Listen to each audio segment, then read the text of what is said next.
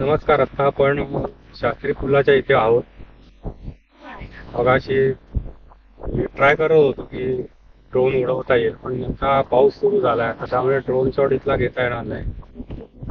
तर शास्त्री पुलापर्यंत जर कामाची गती बघितली, म्हणजे रत्नागिरीपासून शास्त्री पुलापर्यंत, तर इथे बऱ्यापैकी कामं झालेली आहेत. थोडेसे पॅच खराब आहे. शास्त्री पुलाकडून एक डिंगणी रोड जातो, त्या रोडने तुम्ही गणपतीपुळा का रत्नागिरीला जाऊ शकता. ज्यांना गणपतीपुळ्याला जायचंय त्यांच्यासाठी हा रोड अतिशय चांगला आहे, त्याच्याबद्दल काही वाद नाही. पण ज्यांना रत्नागिरीला जायचंय त्यांना मी सांगेन की आपला रेग्युलर रोड घ्या, कुंभा मार्गे जावा. काय फार मोठा प्रॉब्लेम नाहीये. आता संगमेश्वरचा जो मधला पॅच आहे, त्या पॅचमध्ये मात्र तुम्हाला थोडा त्रास होणार आहे, त्याला काही इलाज नाही. पण पुढे ओव्हरऑल रस्ता चांगला आहे, त्याच्यामुळे पुढे तुम्ही व्यवस्थित जाऊ शकता. डिंगणी रोडने जायला हरकत नाही, परंतु काय माहितीये, रस्ता अरुंद आहे आणि रस्ता अरुंद आणि पुन्हा टू वे ट्रॅफिक आहे, त्यामुळे तुम्हाला वेळेकडून म्हणाल तर फार मोठा फरक जाणवणार नाही.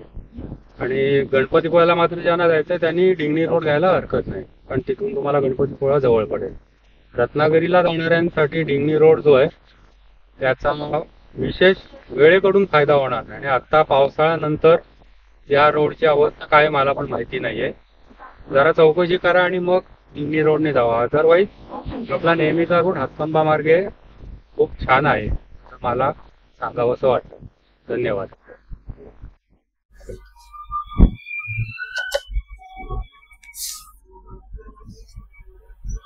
आता आपण शास्त्री पुलाच्या इथनं पुढे निघालोय आणि शास्त्री पूल सोडल्यानंतर इथे डाव्या हाताला तुम्ही बघू शकता एक काम संरक्षक भिंतीचं अर्धवट टाकून दिलेलं आहे. दरड तिथे कोसळली आणि इथे पुढे जी काय घर आहे डाव्या हाताला, या घरांना काहीतरी प्रॉब्लेम झाला, त्यावेळी त्यांच्या तक्रारी वगैरे बऱ्याच झाल्या मध्यंतरी. तो सुद्धा काम अर्धवट टाकून का गेला काय कळायला मार्ग नाही. पुढचा जो रस्ता आहे हा खूप छान आहे.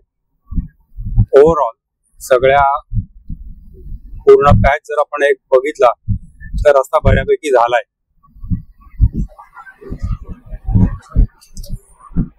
पुढे धामणी गावामधला रस्त्याचं एक थोडंसं काम राहिलं होतं, म्हणजे रेल्वे पूल जो आहे त्या पुलापासून थोडा पुढचा भाग, त्याचं काम मागच्या व्हिडिओ सुद्धा आपण पाहिलं असेल, झालेलं नाहीये. आता आपण बघूया इथे काय काय झालंय.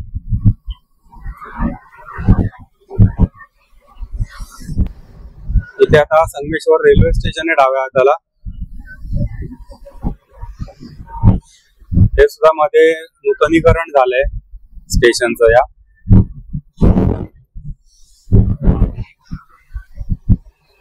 इथे सुद्धा जरा सावकाश घ्या, कारण इथे बस स्टॉप आहे.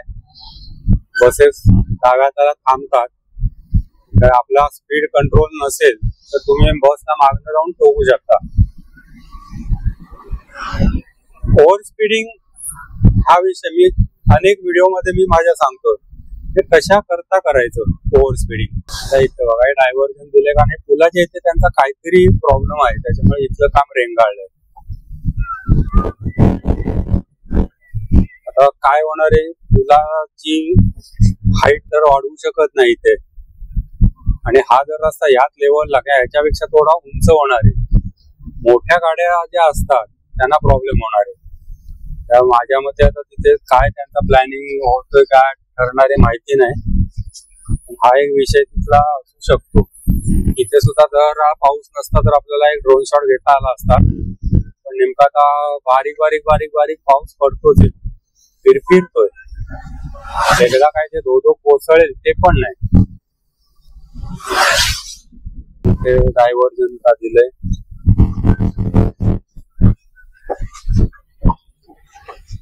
ते बघा हे असं होतं की त्यांना पटकन समजत नाही. आता त्या पलीकडची जी गाडी येते ना त्यांना डायव्हर्जन कळलंच नाही.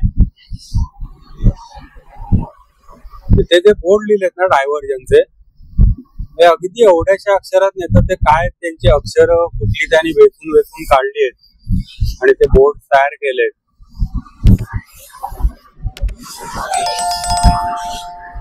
तर आता हा मधला जो पाहिजे हा उत्तम आहे, कारण इथे आता व्हिडिओ काय मी करत नाही. हा पुढे आधीमध्ये मी तुम्हाला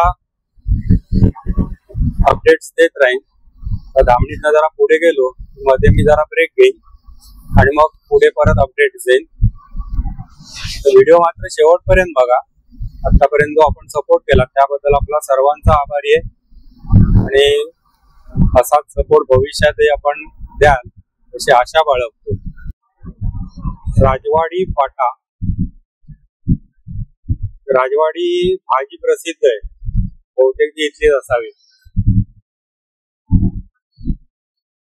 ते नावच पडलं म्हणजे ट्रेड म्हणतो ना आपण तसा झाला. आता हे गाव आलंय गोळवली गाव.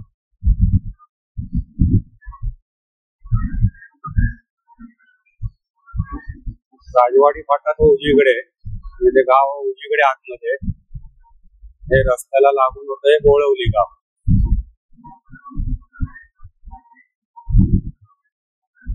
मस्त रस्ता एकदम सुसाट झालाय आणि पाऊस असल्यामुळे निसर्ग सगळा बहरलाय. बघावं तिकडे निसर्ग आहे सगळीकडे.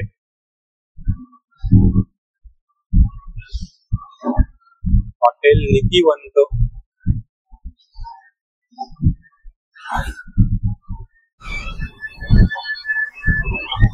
धामापूर गाव आलं. या रोडचं धामापूर. एक दुसरं धामापूर देव धामापूर म्हणतात अर्थात त्याला. देवरुख जवळ आहे. आणि इथून डावीकडे कडवई तुरळ आणि उजवीकडे कडवई. तुरळ फाटा मात्र त्यावेळी ऐकून माहिती होता. कडवई गाव तसं ऐकिवात नव्हतं. तुरळ फाटा माहिती होता.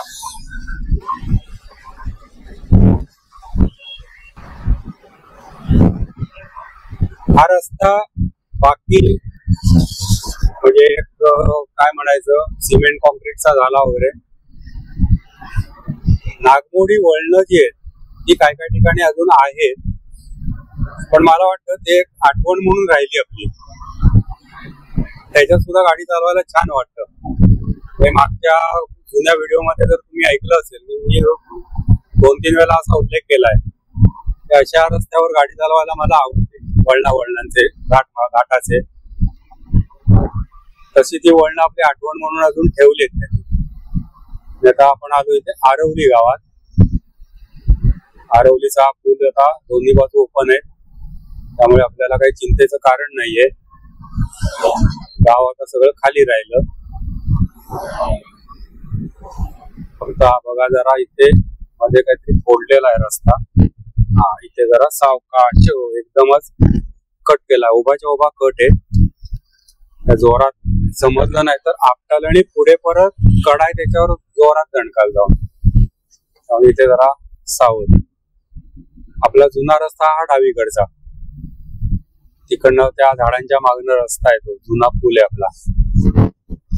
आता आपण जाणार आहे नवीन पुलावरून नवीन बाजूने.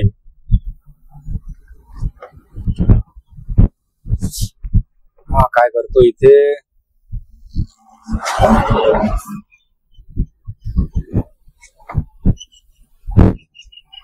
आपल्याला. हा आता नवीन पूल मिळाला एक बाजू. जुना पूल मात्र अजून तसाच आहे.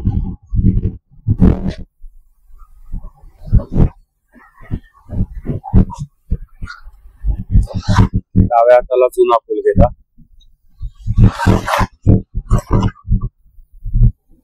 त्या काळातलं प्रसिद्ध हॉटेल विक्रांत. प्रसिद्ध म्हणण्यापेक्षा काय, जो एक महापूर येऊन गेला बरीच वर्ष आधी त्याला, त्यावेळेला हे हॉटेल माझ्या मते असं नुकतंच सुरू झालेलं होतं.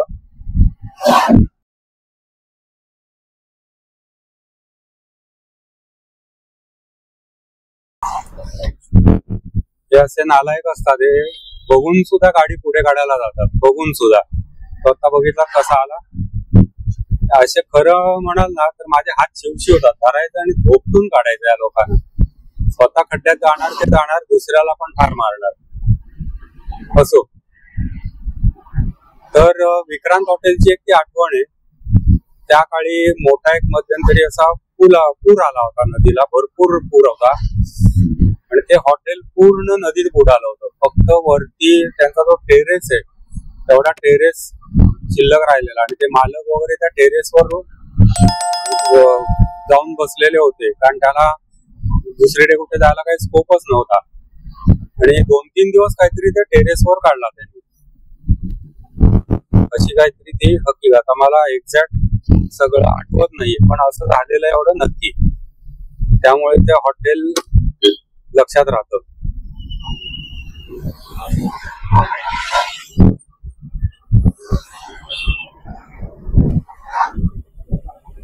त्याच्या आधीमध्ये इतकी हॉटेल झाली, सगळ्या जेवणाचा सगळीकडे बघावं तिकडे हॉटेल, बघावं तिकडे हॉटेल. आता हा आला आरवलीचा टोल नाका.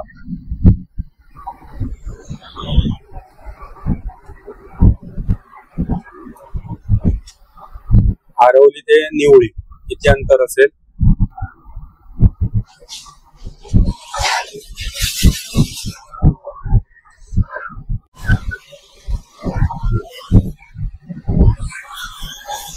चांगलाच पाऊस लागला आता. टू व्हीलर वाले झाडाच्या आडोसा घेऊन उभे राहिले, छत्र्या उडून. एकेकाळी मी सुद्धा असाच कुठेतरी उभा राहायचो. गेले ते दिवस, राहिल्या त्या आठवणी. टू व्हीलर वरनं फिरताना असे भरपूर धमाल किस्से.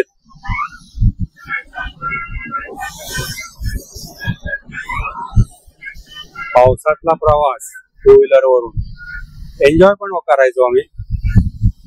आणि कसे रिस्क असून आम्ही प्रवास केले, मजा पण आली, भागदूक पण असायची मनात. सगळं संमिश्र प्रकार होता, पण तरी एन्जॉय केलं. एक जरा छोटा घाट होता, तो संपला. आणि इथे पुढे मोठं वळण वगैरे होतं. आता ते एक्झॅक्ट मला कसं कुठे नाही सांगता येणार, पण कुठेतरी ते वळण होतं का पुढे, ते मला पण आता आठवत नाहीये. त्या सगळ्या पूर्वीच्या खाणाखुणा पुसल्या गेल्यात.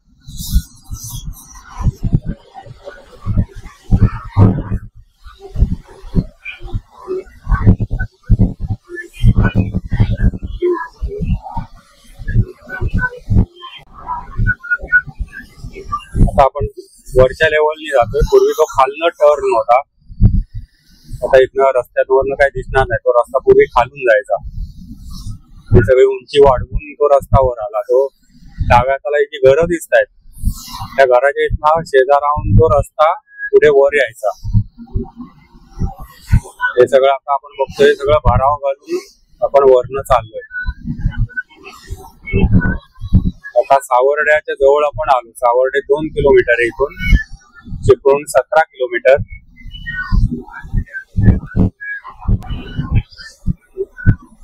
हा पूल सुद्धा बरेच वर्ष काम चालू होतं. शेजारीची जी बिल्डिंग आहे, राऊंड रोड मला ती कुतूहल, ती सगळे राहतात का त्या बिल्डिंग मध्ये? आणि बरंच असं ते ओसाड, त्या ओस पडल्यासारखं दिसतं. इकडच्या पट्ट्यात कोण राहणार असेल तर त्यांनी कृपया कमेंट मध्ये लिहायला हरकत नाही.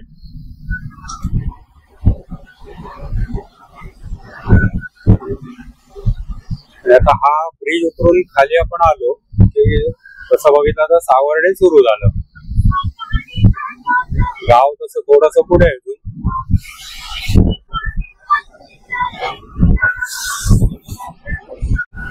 घाटामध्ये बघा समोर डोंगरात सुरेख दृश्य आहे ना. सगळे ढग आले डोंगरामध्ये, पूर्ण कव्हर झाला डोंगर.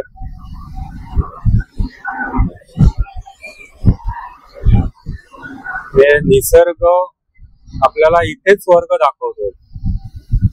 आपण तो टिकवण्याचं काम करणं आपली जबाबदारी आहे. कसला तरी गोड वास आला, एकदम काहीतरी गोड पदार्थ बनवल्याचा.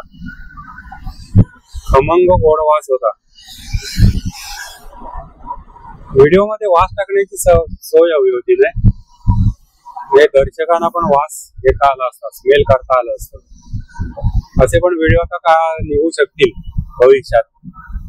जसे 3D व्हिडिओ आले, 4D आले, 7D आले, तसे आता असे पण व्हिडिओ होतील की मूवी मध्ये काहीतरी पदार्थ बनतो आणि त्याचा वास सगळ्या थिएटर मध्ये येतोय.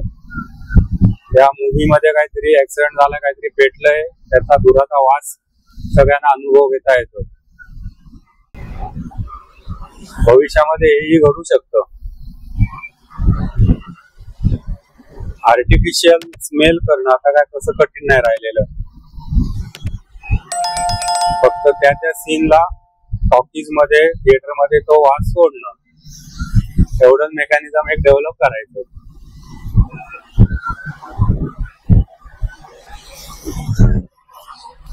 कोणतरी त्याच्यावर पण संशोधन करेल आणि तेही काम करेल. अमेझॉनच्या खोऱ्यात गेल्यासारखं वाटतंय. सगळी झाडी आणि त्याच्यावर सगळ्या वेली चढलेल्या आहेत झाडांवर.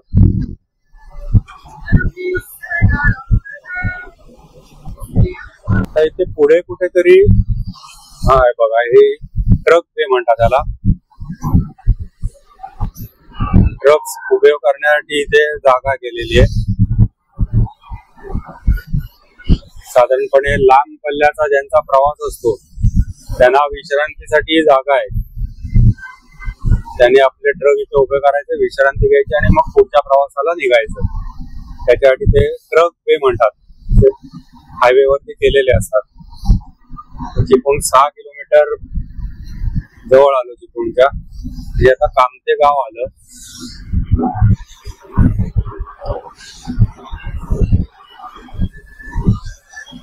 डाव्या हाताला सुकाई देवस्थान आहे आणि उजव्या हाताला इथे आतमध्ये कामते रेल्वे स्टेशन आहे. तुम्ही कामते चिपळूण सुद्धा अंतर केवढं वाटायचं. हे 5-6 किलोमीटरच अंतर, पण केवढं वाटायचं.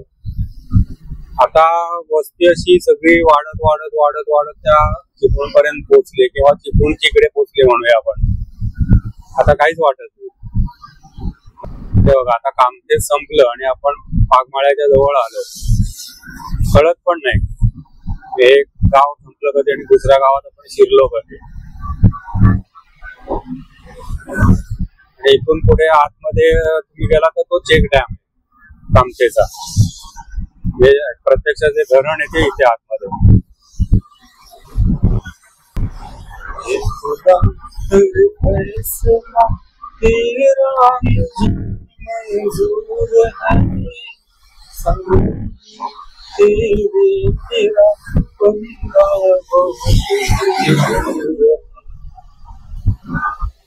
'85 किंवा 86 सालातला पिक्चर आहे. आता कापसाळ मधून आपण पुढे जातोय. कापसाळ सुद्धा बघा, वाढता वाढता वाढे भेटिले शून्य मंडळा. वस्ती लांबच्या लांब वाढत चालली आणि सगळे रस्त्याच्या बाजूने.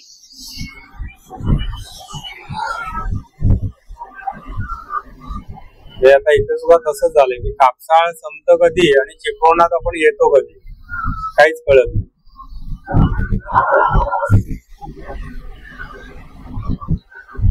काही दिवसांनी रत्नागिरी हातखंबा तसं होणार आहे. आता बऱ्यापैकी झाली ते वस्ती, पण मध्ये मध्ये थोडे पॅच रिकामे आहेत. हळूहळू आता ते पण भरतील. आता चिपळूणात आपण जवळपास आलोच. कापसाळ संपलं. चिपळूणात एक चांगलं आहे, पंप भरपूर आहेत. म्हणजे पेट्रोल, डिझेल आणि सीएनजी यांनी तुम्हाला इथे चांगली सोय आहे चिपळूणामध्ये. त्या तुलनेत रत्नागिरी साईडला सीएनजी पंप फार कमी आहे. हायवेला अगदी जरी आपण बघितला ना तरी सीएनजी कमी आहे खूप. इथे तो एक फायदा होतो. सीएनजीचा तसा प्रॉब्लेम येत नाही इकडे. आता इथे डाव्या हाताला पागमळा आणि गुहागर रोड. इथून तुम्ही गुहागरला जाऊ शकता, तसंच डायरेक्ट परशुराम घाटात बाहेर पडू शकता. मधला चिपळूणचा सगळा पॅच स्किप करता येतो. रत्नागिरीला जायचं तर रत्नागिरीला पण इकडनं जाऊ शकता. फक्त त्याला आतले रस्ते कसे मला माहिती नाही, कंडिशन कशी आहे. चांगला असला तर ठीक आहे, नाहीतर आगीतनं खूप वाट्यात होतं ते बरं म्हणायची वेळ येते. आता चिपळूण शहराची सुरुवात झाली.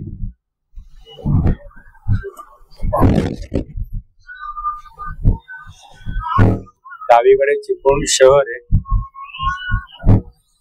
आणि समोर चिपळूणचा बायपास रोड म्हणजे आपला नॅशनल हायवे 66.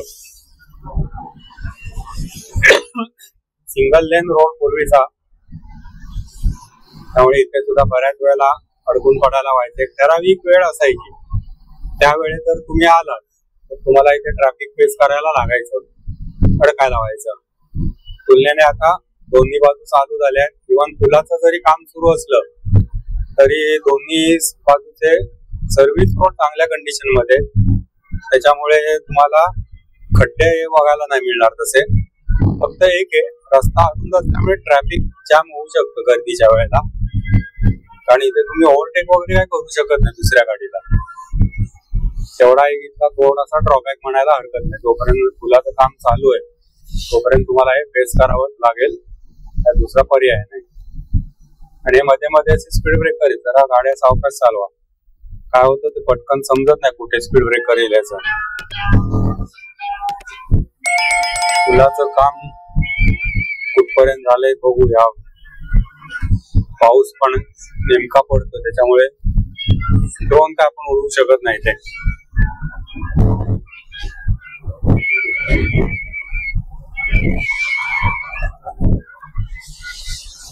आहे जरा पुलाचं काम गतिमान दिसतंय. गर्डर्स वगैरे वगैरे झाले टाकून वर. इथे डाव्या हाताला शाळा आहे, इथे जरा गाड्या सावकाश चालवा. स्पीड ब्रेकर आहेच, पण मुलं वेडी वगैरे काय करायला धावत येतात, त्यामुळे प्रॉब्लेम नको व्हायला.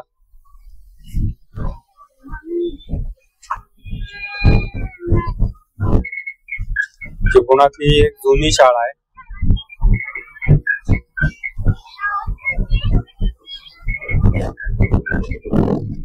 बऱ्यापैकी काम सुरू आहेत. परवा पण एक काहीतरी असा छोटा ऍक्सिडेंट झाला इथे, म्हणजे वरनं काम चालू होतं आणि वरनं सळी पडली एक खाली. एक मुलगा खालनं चालला होता, म्हणजे चालत का गाडीवर होता माहिती नाही, तो सुदैवाने थोडक्यात बचावला. ठेकेदार त्यांना सुद्धा मी सांगेन, जरा डोळे उघडे ठेवून काम करा. तुमची माणसं वर आहेत, ते हातात वस्तू आहेत त्यांच्या अशा अवजड वस्तू, ते तर त्यांचं काम त्यांना करायला हवं, पण जरा ते सावधगिरी बाळगा ना. तिथे एवढी मोठीच्या मोठी लांब सळी 6 फुटाची खाली पडली, कोणाच्या अंगावर पडली, काय झालं, मेला एखादा त्याच्यात, तुमचं काहीच जात नाही हो.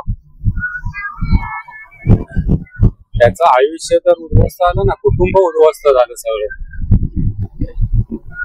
तुम्ही सुद्धा जरा काळजीपूर्वक काम करा. बहुतेक तिथे बघा ते कापडं लावलेत वरती, जाळ्या आणि कापडं. माझ्या अंदाजाने ते अख्खा लावलेलं दिसतंय. तिथे आता ही कामं सुरू आहेत ना, त्याच्यामुळे त्या वस्तू खाली येऊ नयेत म्हणून तिथे जाळ्या मारल्यात बघा. असं काहीतरी आधीपासूनच करायला हवं ना तुम्ही. आणि शेवटी जायला यायला दुसरा रस्ताच नाहीये, तुमचं कामही बंद पडून चालणार नाहीये.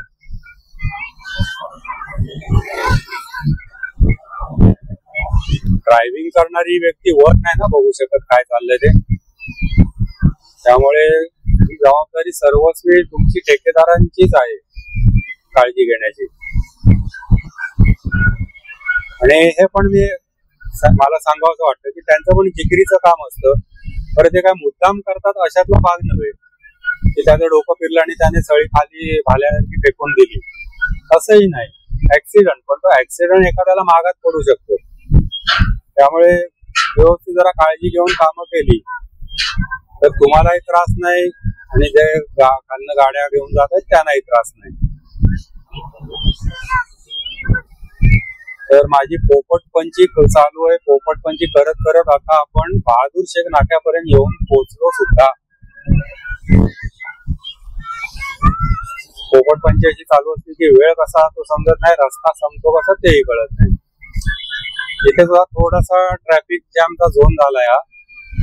रस्त्याची पण कामं चालू आहेत, ब्रिजची कामं, त्यामुळे थोडासा एक तिथे नॅरो रोड झालाय. आणि 4 रस्ता असल्या कारणाने चहूकडून ट्रॅफिक चालू आहे. आणि त्याच्यात कसं होतं मग, समोरनं येणाऱ्या गाड्या, वळणाऱ्या गाड्या, डावीकडे जाणाऱ्या, उजवीकडे जाणाऱ्या, सगळे आडवे तिडवे घुसतात आणि मग सगळं ट्रॅफिक ब्लॉक होतं. इथे काहीतरी खरं पोलीस वगैरे असायला पाहिजे, गर्दीच्या वेळी तरी पाहिजे. तरी आज आता तशी एवढी गर्दी जाणवत नाहीये. कदाचित रविवार आहे म्हणून असेल, सुट्टी आहे म्हणून.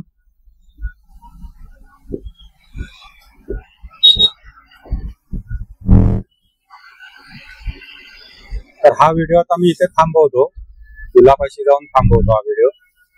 तर व्हिडिओ माझे आवडत असतील तर नक्की लाईक करा. चॅनल ज्यांनी सबस्क्राईब केलं नाही त्यांनी सबस्क्राईब करा आणि व्हिडिओ शेअर करा. आपल्या जर काही कमेंट्स असतील तर त्या नक्की कमेंट बॉक्स मध्ये टाईप करून मला सांगा. एक थोडस या बाबतीत मी सांगेन, एक विनंती करेन, काही जण उगाच डिसलाईक करतात. उगाच त्याचा अर्थ असा आहे की त्यांना आवडलं नाही, पण ते का आवडलं नाही सांगितलं ना तर मला बरं होईल. मला सुधारणा करायला एक त्याच्यात वाव मिळतो, काहीतरी शिकायला मिळेल. तर उगाच नुसतं डिसलाईक करू नका. करा तुम्ही डिसलाईक, तुमचा अधिकार आहे, पण आवडलं काय नाही तेही जर कमेंट मध्ये सांगितलं. जसं आवाजाच्या बाबतीत अनेकांनी मला सूचना केल्या की आवाज नीट येत नाही, असं करा तसं करा. मी सगळे प्रयत्न करतोय, नाहीच नाही. काही गोष्टी आहेत की त्या आपल्या कंट्रोल मध्ये नाहीयेत, त्या ट्रायल एरर बेसिस वरती आपल्याला कराव्या लागतात, त्याला इलाज नसतो. तर डिसलाईक जे करतात त्यांना मी विनंती करेन, का आवडलं नाही किंवा तुम्हाला काय अपेक्षित होतं ते कमेंट बॉक्स मध्ये टाईप करून सांगा. मला शिकायला आवडतं, नवीन गोष्टी शिकायला. म्हणजे तुमच्या सजेशन्स आहेत त्या नक्की मी विचारात घेईन. अशा काही जणांच्या सजेशन्स मी माझ्या पुढच्या व्हिडिओ मध्ये इम्प्लिमेंट केल्या, त्याचा नक्की मला फायदा पण झाला. तर तुम्ही सुद्धा नुसतं डिसलाईक नका करू, का ते पण कृपा करून सांगा. तर आता हा व्हिडिओ मी इथे थांबवतो.